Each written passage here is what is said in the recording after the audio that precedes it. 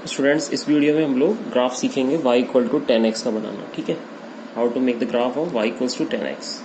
तो आइए शुरू करते हैं, y इक्वल टू 10x का ग्राफ कैसे बनता है। ठीक है, चलिए सबसे पहले एक टेबल ड्रॉ कर लेते हैं, जैसे हमने एज यूजल अभी तक कराया क्वेश्चंस में कि हम एक टेबल ड्रॉ करते हैं, उसके अकॉर्डिंग ग्राफ ड्रॉ कर लेते हैं। इसी तरीके से यहाँ पर भी मैं एक टेबल ड्रॉ कर देता हूँ y इक्वल टू 10x का ग्राफ ड्रॉ करने के लिए।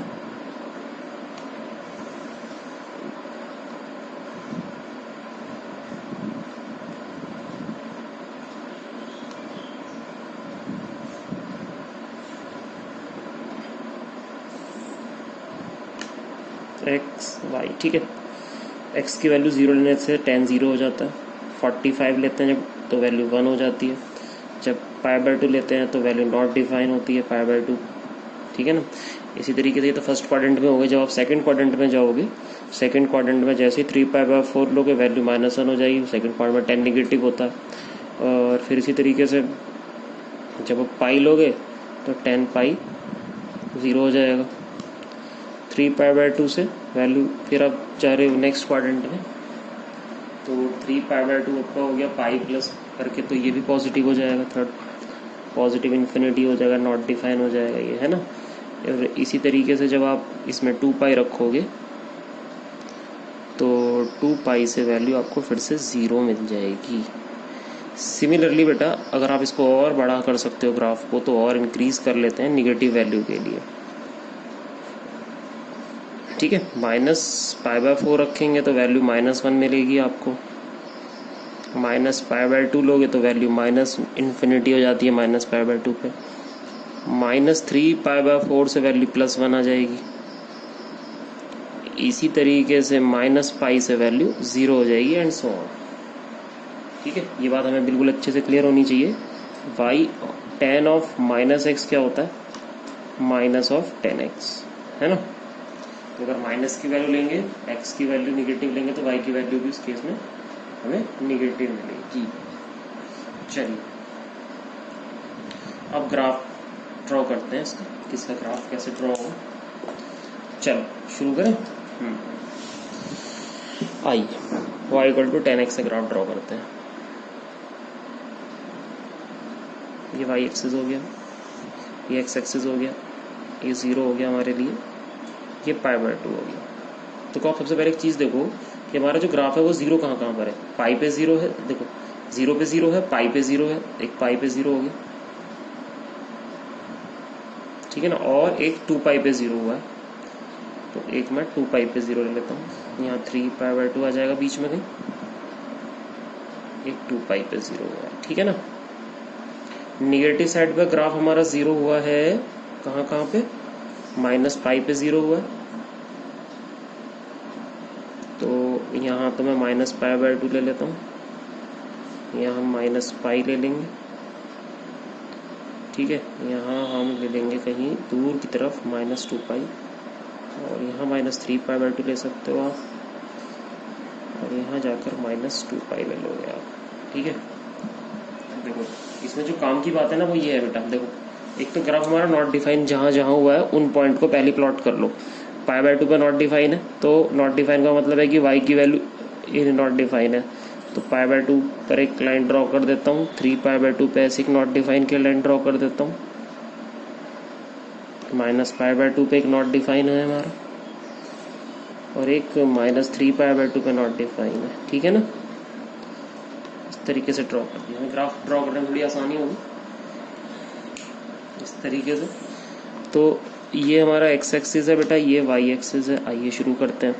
तो जब आप x की वैल्यू 0 ले रहे हो तो y की वैल्यू 0 आ रही है, और जब आप x की वैल्यू π/4 ले रहे हो, मान लो π/4 यहाँ है, तो y की वैल्यू 1 आपको कहीं यहाँ मिलेगी 1, तो ये यहाँ 1 आ जाएगा। और π/2 पर y कहीं इन्फिनिटी हो जाएगा, यानी कि 5/2 पर ग्राफ हमारा इन्फिनिटी तरफ चला जाएगा, यानी कि कहीं दूर की तरफ, कहीं इन्फिनिट पे जाके y जो है π/2 को टच करेगा। तो इसको ऐसे लेते हुए इस तरीके से लेते हैं, ठीक है ना, ऐसे। अब तो सोच रहे हो ऐसे क्यों ले रहे हो, क्योंकि π/4 पर वैल्यू 1 है ना, तो इन्फिनिट से आते आते पाई बाय 4 की तरफ टर्न हो जाएगा और फिर 0 की तरफ लाना है हमें, y0 है ना। अच्छा जी, अगर आप ध्यान दोगे तो देखो इधर ऐसे ही माइनस पाई बाय 4 पे -1 है, तो माइनस पाई बाय 4 यहाँ होगा कहीं, तो माइनस पाई बाय 4 पे ग्राफ हमारा -1 पे टच करेगा, तो -1 ये हो गया ना, तो माइनस पाई बाय 4 के सामने -1 ये हो गया। और देखो माइनस पाई बाय 2 पे माइनस इन्फिनिटी तरफ जाएगा ग्राफ, यानी इधर की तरफ जाएगा, नीचे की तरफ माइनस इन्फिनिटी। तो इसको भी हमें ऐसे लेके ग्राफ को इस तरीके से चलाना पड़ेगा। तो ये आपका जो ग्राफ है, ये ग्राफ बन गया आपका y = 10x, ठीक है, तो ग्राफ ऑफ y = 10x। अब इसी तरीके से आप यहाँ पर चलो नेक्स्ट पॉइंट पे चलते हैं। 3 पाई बाय 4 पे वैल्यू -1 है, 3 पाई बाय 4 कहीं यहाँ होगा, ये 3 पाई बाय 4 पर वैल्यू -1 होगी यहाँ, है ना। तो और पाई पर वैल्यू 0 होगी, ये 0 होगी पाई पे वैल्यू। और बेटा पाई बाय 2 से पाई तक आपका क्योंकि सेकंड क्वाड्रेंट है और 10 इस क्वाड्रेंट में कैसा होता है, निगेटिव होता है, तो हमारा ग्राफ नीचे नीचे जाएगा इस तरीके से, ये है ना। और फिर आप जाओगे 3 पाई बाय 2 की तरफ से, तो फिर से ये इन्फिनिटी की तरफ चला जाएगा इस तरीके से, ये ठीक है। 3 पाई बाय 2 फिर से इन्फिनिटी हो गया। उसके बाद 3 पाई बाय 2 से 2 पाई की तरफ आ गए आप, क्योंकि देखो पाई से 3 पाई बाय 2 आपका कौन सा क्वाड्रेंट होता है, थर्ड क्वाड्रेंट होता है, थर्ड पर 10 इसके पॉजिटिव हो गया, सेकंड में 10 निगेटिव हो गया। अब इस तरह से फोर्थ क्वाड्रेंट आ गया, फोर्थ में 10 फिर से कैसे हो जाएगा, पॉजिटिव हो जाएगा, पॉजिटिव हो जाएगा, तो पॉजिटिव ग्राफ बना सकते हो आप 3 पाई बाय 2 से, तो इसका ग्राफ पॉजिटिव ले सकते हो आप 3 पाई बाय 2 से। सॉरी, फोर्थ क्वाड्रेंट में निगेटिव होता है ना, तो निगेटिव ग्राफ हो जाएगा यहाँ से इस तरीके से निगेटिव, 2 पाई पे फिर से 0, और ये इस तरीके से यहाँ से फिर से ऐसे चला जाएगा ऐसे। ये जो लाइन आएगी आपकी 3 पाई बाय 2 के बाद 5 पाई बाय 2 वाली लाइन होगी, ठीक है। इसी तरीके से बेटा ग्राफ हमारा इधर की तरफ भी ऐसे ही चलेगा। यहाँ पर हम देख रहे हैं कि हमें मिल रहा था -पाई पे 0, है ना, -3 पाई बाय 4 पे +1 मिल रहा था, वो तो हमने ड्रॉ ही कर दिया है। तो इसी तरीके से हमारा ग्राफ इधर भी ऐसे ही ड्रॉ होगा। तो इस तरीके से बेटा ग्राफ, उम्मीद आपको समझ में आ रहा होगा कि किस तरीके से हमने ग्राफ ड्रॉ करना है। -पाई पे ये वाला आप चाहो तो अब मैं ड्रॉ कर दूँ, अदरवाइज आप भी कर लेना, हो सकता है, कोई ज़्यादा बड़ी बात नहीं है।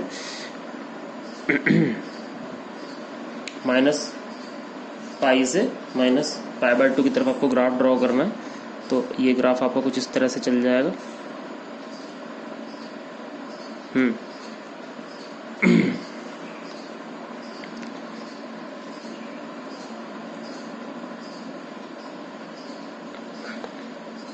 0 3 पाई बाय 2 इस तरीके से, ऐसी बेटा यहाँ से भी इसी तरीके से आएगा ये, ठीक है। यहाँ से कहीं ऐसे मिलता हुआ ये ऐसे 3 पाई बाय 2 पर ग्राफ नॉट। तो आप एक चीज़ ध्यान से देखोगे तो आप देख रहे हो कि हर पाई इंटरवल के बाद ग्राफ अपनी पुरानी वाली फॉर्म को रिप्रेजेंट कर रहा है, रिपीट कर रहा है। देखो ये ग्राफ की मेन ब्रांच थी, ठीक है, फिर ये वाली ब्रांच कहाँ बनी, फिर ये वाली ब्रांच फिर से बनी यहाँ तक, पर ये कब बनी, कितने इंटरवल के बाद बनी, ये वाली ब्रांच हमें मिलती है पाई बाय 2 इंटरवल के बाद, फिर से हमें यही वाली ब्रांच मिल रही है ना। देखिए ये पूरी ब्रांच जो हमें मिल रही है फिर से दोबारा से यहाँ इस इंटरवल के बाद हमें यही वाली ब्रांच फिर से मिल रही है। देखिए तो कितना इंटरवल हो गया यहाँ से यहाँ तक, पाई, तो हर पाई इंटरवल के बाद देखो ग्राफ ये पाई हो गया यहाँ से यहाँ तक, पाई के बाद ये है ना, ये बना, यही वाली फॉर्म फिर से रिपीट हुई।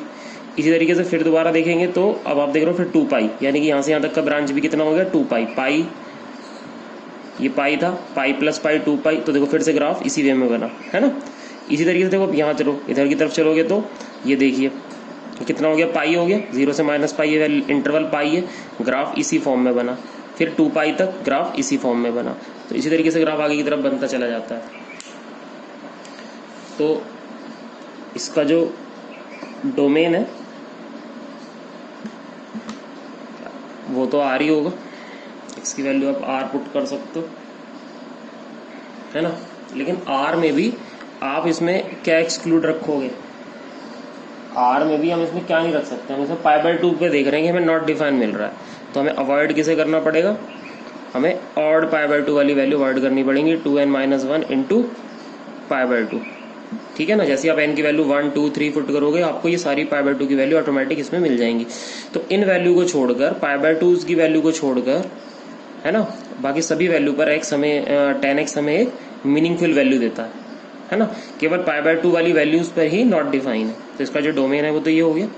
और जो इसका रेंज है,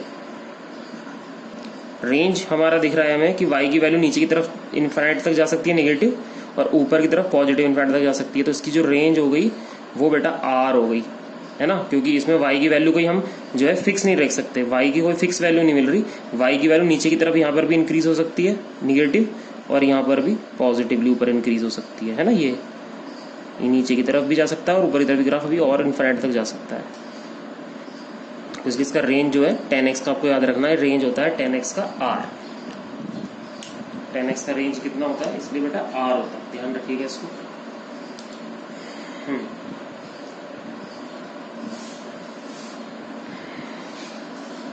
अब नेक्स्ट आता है हमारा y equal to cot x. y equal to cot x, इसका ग्राफ कैसे ड्रॉ करते हैं। कॉट एक्स का ग्राफ भी बिल्कुल आप इसी तरीके से टेबल लेके ड्रॉ कर सकते हो। कॉट एक्स का ग्राफ, क्योंकि कॉट एक्स जो है tan x का रेसिप्रोकल है, तो इसका जो ग्राफ होगा वो टोटली रेसिप्रोकल होगा tan x का। कैसे देखिए, y x π/2 minus π/2। Cot zero में पता है इन्फिनिटी होता है ना, कॉट जीरो पे नॉट डिफाइन होता है। तो कॉट का जो ग्राफ है बिल्कुल इसका उल्टा है, जैसे ये इधर की तरफ से चल रहा है तो कॉट इधर की तरफ से चलेगा। इस तरीके से कॉट एक्स का ग्राफ बनता है।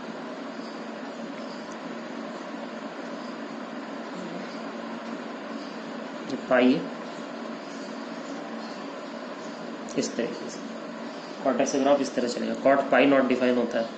ठीक है, तो अब देखिए 0 से पाई तक ये ब्रांच बनी, तो एक इंटरवल मिल गया पाई। अब ऐसी पाई से 2 पाई तक ऐसी ब्रांच बनेगी, तो पाई से 2 पाई फिर ड्रॉ कर दीजिए।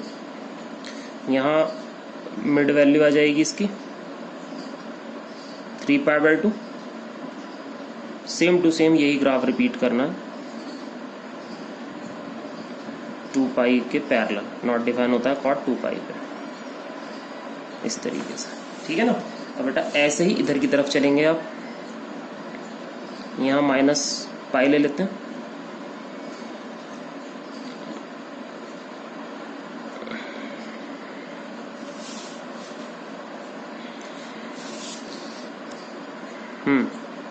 तो यहाँ से ग्राफ हमारा यहाँ तक सेम टू सेम, क्योंकि पाई इंटरवल पे बनाना है हमें, तो यहाँ से π/2 ये यहाँ से ऐसा बनेगा फिर से, है ना।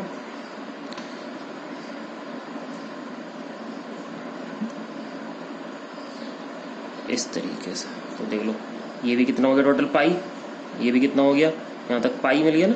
हर पाई इंटरवल के बाद हमारा ग्राफ इस वे में ही क्लियरली ड्रॉ होता जा रहा है। तो ये आपका ग्राफ हुआ y equal to cot x का। ठीक है, बिल्कुल सेम इस ग्राफ का tan x का रेसिप्रोकल ग्राफ है, ये उल्टा ग्राफ है बिल्कुल, कॉट एक्स से उल्टा तरीके से बनता है। आपको ध्यान होगा कॉट 0 की वैल्यू कितनी होती है, नॉट डिफाइन होती है। कॉट π/2 कितना होता है, 0 होता है ना। तो इस तरीके से ही आप ग्राफ ड्रॉ करते चले जाएंगे, कॉट एक्स का ग्राफ इस वे में बन जाएगा। ये मैंने थोड़ा शॉर्ट में बना दिया, आप बना लीजिएगा टेबल ड्रॉ करके, बिल्कुल इसी तरीके से बना है जैसे tan का बना है। बस आपको दिमाग में इतना रखना है कि हमें tan x का रिवर्स ग्राफ बनाना है, उल्टा ग्राफ बनाना है।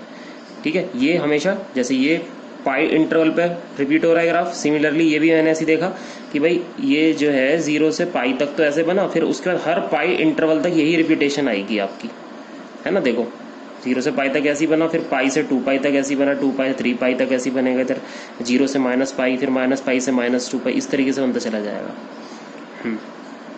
तो इसका जो डोमेन है, कॉटेक्स का जो डोमेन है वो आया r माइनस, क्योंकि नॉट डिफाइन होता है पाई पे, हर पाई पे इसका ग्राफ नॉट डिफाइन है, देखिए, है ना, इन्फिनिटी की तरफ टच कर रहा है पाई को। तो n पाई, यहाँ पर n क्या है, कोई भी इंटीजर। ठीक है, और जो हमारी रेंज आ रही है y की वो आ रही है r, क्योंकि y की वैल्यू में इधर पॉजिटिव इन्फिनिटी और इधर की तरफ निगेटिव इन्फिनिटी मिलती है, तो इसलिए इसका रेंज होता है r कॉटेक्स का। ये कॉटेक्स का ग्राफ हुआ। ठीक है,